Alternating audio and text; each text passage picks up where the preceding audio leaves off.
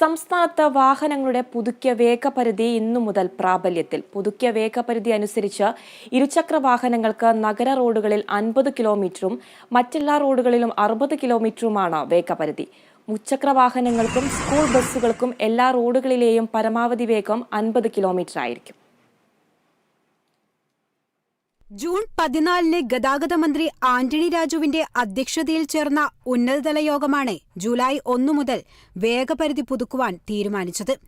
9 seat വരെയുള്ള യാത്രാവാഹനങ്ങൾക്ക് 6 വരി ദേശീയപാതയിൽ 110 കിലോമീറ്ററും 4 വരി ദേശീയപാതയിൽ 100ഉം മറ്റ് ദേശീയപാത 4 വരി സംസ്ഥാനപാത എന്നിവയിൽ 90 കിലോമീറ്റർ, മറ്റ് സംസ്ഥാനപാതകളിലും പ്രധാന ജില്ലാ റോഡുകളിലും 80ഉം മറ്റു റോഡുകളിൽ 70ഉം നഗര റോഡുകളിൽ 50 കിലോമീറ്ററും എന്നിങ്ങനെയാണ് വേഗപരിധി. 9 സീറ്റിനു മുകളിലുള്ള ലൈറ്റ്, മീഡിയം, ഹെവി യാത്രാവാഹനങ്ങൾക്ക് 6 വരി ദേശീയപാതയിൽ 95 കിലോമീറ്റർ ആയിരിക്കും വേഗപരിധി. ചരക്കു വാഹനങ്ങളുടെ വേഗപരിധി 6 വരി 4 വരി ദേശീയപാതകളിൽ 80 കിലോമീറ്റർ ആയിരിക്കും. മുച്ചക്രവാഹനങ്ങൾക്കും സ്കൂൾ ബസ്സുകൾക്കും എല്ലാ റോഡുകളിലെയും പരമാവധി വേഗപരിധി 50 കിലോമീറ്ററാണ്. സംസ്ഥാനത്ത് 2014-ന് ശേഷം ഇപ്പോഴാണ് വേഗപരിധി പുനർനിശ്ചയിക്കുന്നത്.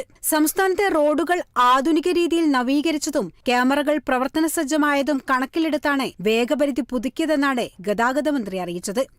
Kerala vision news, Kochi.